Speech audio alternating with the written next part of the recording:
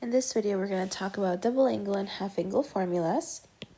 The double angle formulas and the half angle formulas are found in your golden ticket.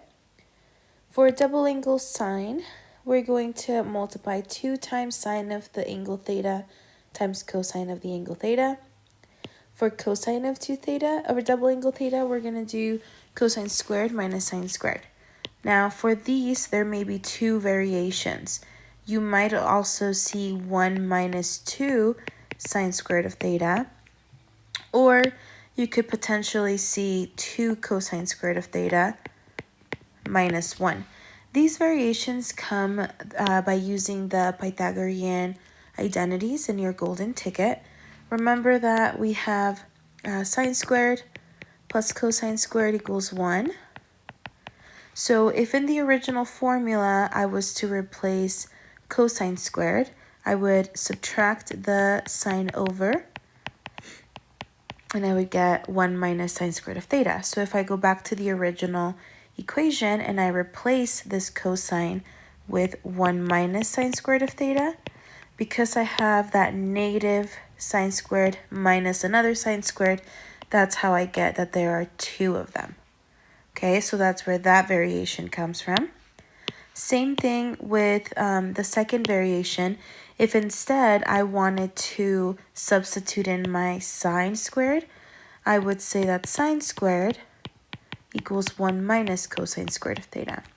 So again, if I come in and substitute 1 minus cosine squared of theta, and then be careful to distribute that negative, that would leave me with a negative 1 plus cosine squared of theta.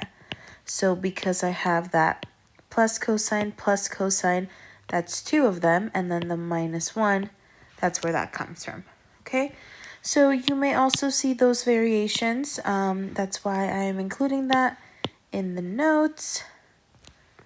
And then the last one we have is tangent, double angle tangent. So you would just do 2 times tangent in the numerator, and then 1 minus tangent squared theta in the denominator. So let's go ahead and jump into the first example here. Find the exact answer using the double angle formula. So exact answer means I'm going to leave it as a fraction, okay? And we don't want any decimals because that would be rounded answer instead of exact. So first I need to draw a picture. And it says that sine, the ratio sine, is 5/13, and this angle lies in quadrant 2. So I'm going to draw my picture in quadrant 2. Remember, this is 1, 2 is over here. And theta comes from the origin. Because it's telling me that sine, the proportion sine is here, sine is opposite over hypotenuse. So my opposite value is 5. My hypotenuse is 13. I'm going to need to know the adjacent here at some point. So I'm going to go ahead and just find it. So I have a squared plus b squared equals c squared. When I go ahead and solve for a, I'm going to get 12. Now, be careful that when you're labeling your picture, it's not just 12. You have to add a negative, okay? That's not going to come from the Pythagorean theorem. That has to come from your knowledge that the x value in this case is going to be negative. So you have to add that yourself, okay? So the first part here is asking me to find sine double angle theta. Using my formula, either in the golden ticket or here on my notes, I know that sine double angle theta equals 2 times sine of theta cosine of theta, okay? All right, so here we go. We have 2 is just part of the equation, and then sine of theta. Well, we already knew sine, but if we use this triangle, I know this is opposite over hypotenuse, and this is my adjacent. So sine is 5/13. All right, and then cosine is adjacent over hypotenuse. My adjacent in this picture is that negative 12. Don't forget the negative. And the hypotenuse is still 13. So now you are just multiplying your fractions together. Technically, if you're doing this by hand, you're welcome to use your calculator. But technically, this is over 1. So I would multiply 2 times 5 times negative 12. and that's going to give me a negative 120. And then 13 times 13 in the denominator is 169. And that is your answer.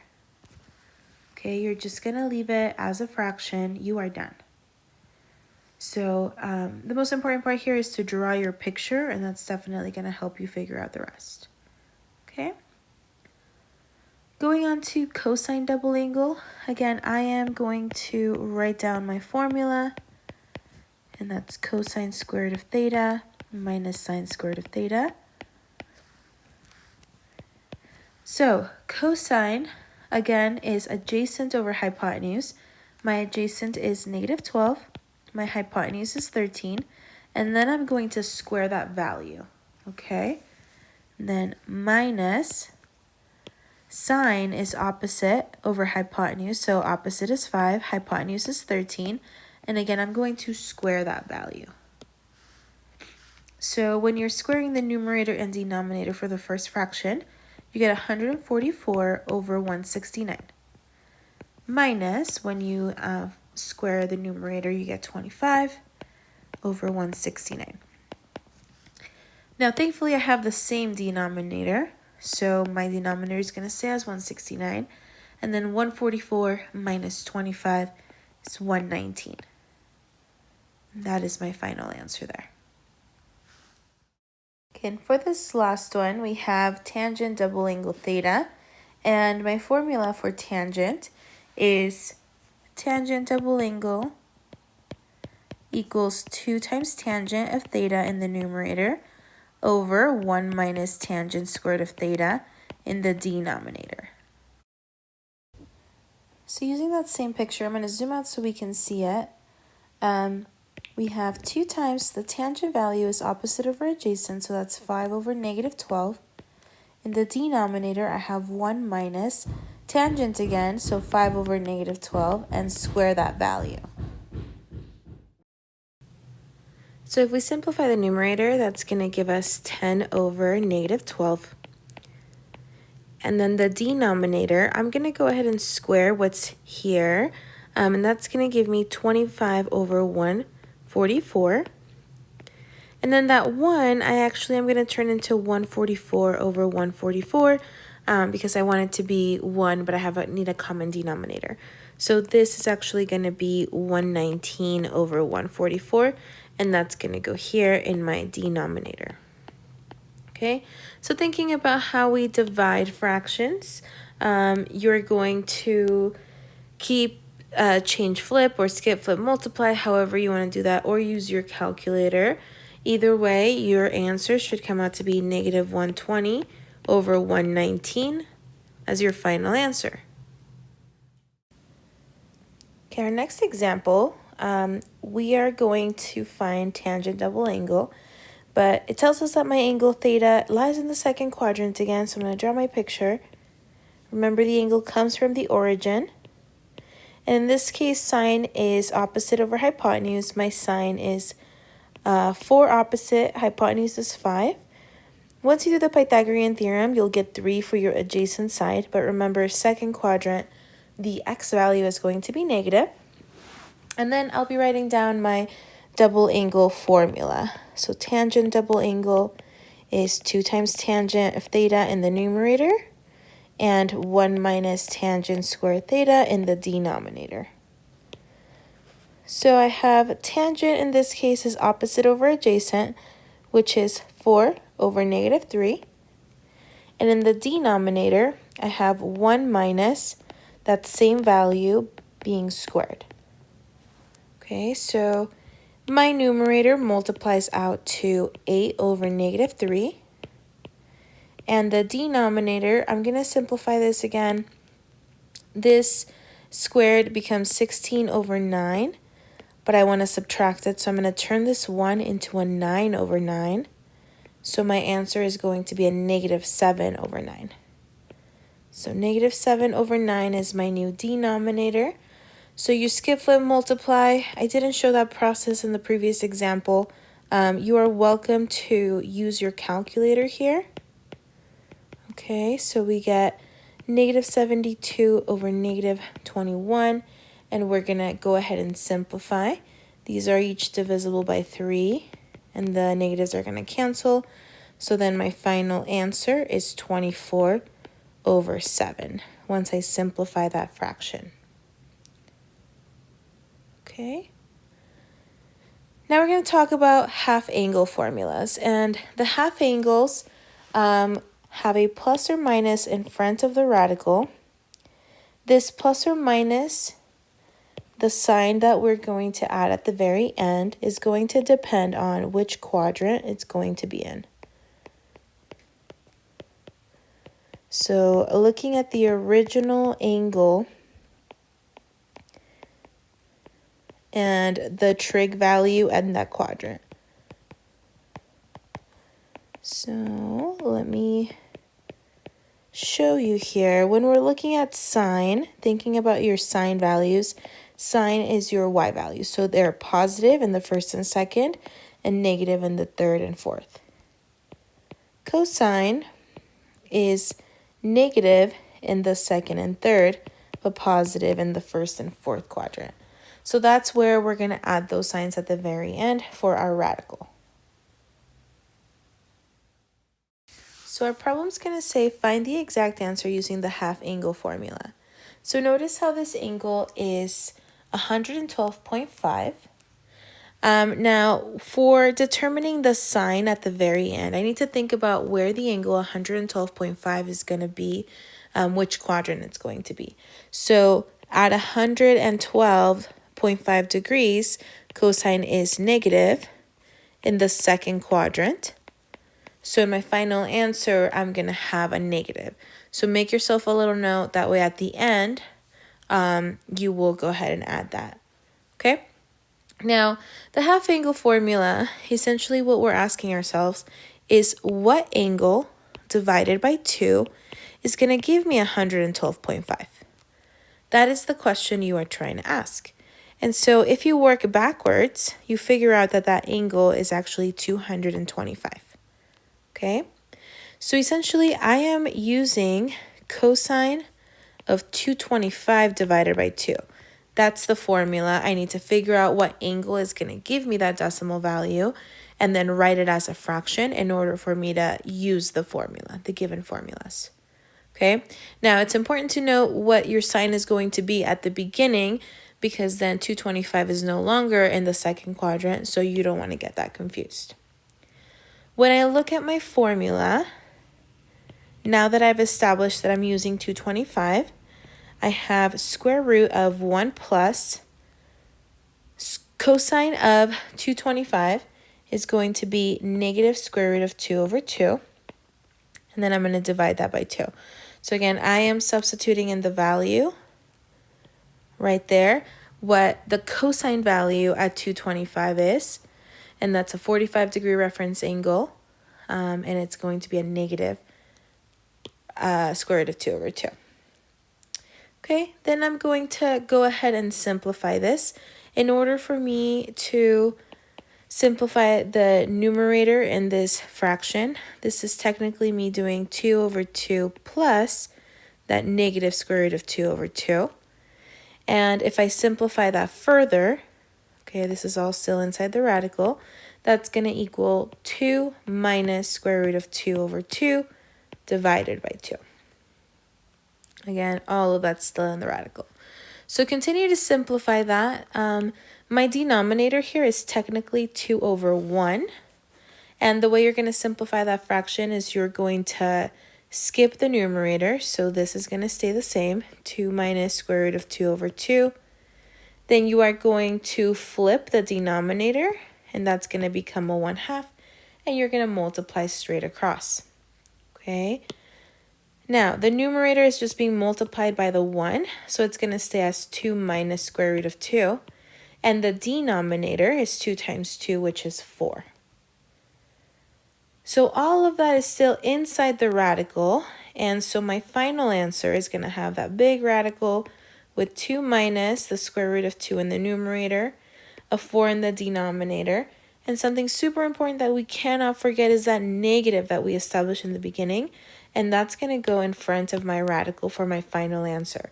Again, that negative came from the original angle value of 112.5 because cosine is negative in the second quadrant, so it's super important that you remember to put that at the very end. All right, we have two more examples here. This next one is sine 7 pi over 12. You can turn this into degrees so that's easier for you to think about in the unit circle. So remember, we can turn radians into degrees by multiplying by 180 and dividing by pi. So in this case, this is going to come out to be 105 degrees. So really, I can think of it as sine of 105 degrees. So again, think about sine at 105 degrees. This is going to be a positive in my final answer. So don't forget that at the very end. But we still have to ask ourselves, what angle divided by 2 gives me 105? So really we're working with sine of 210 over 2 for our formula. Okay? So putting that into my formula, I have the square root of 1 minus cosine of 210 over 2. So I'm going to simplify what's inside the radical. I have 1 minus, and then cosine of 210 degrees is negative square root of 3 over 2. And that's all over 2.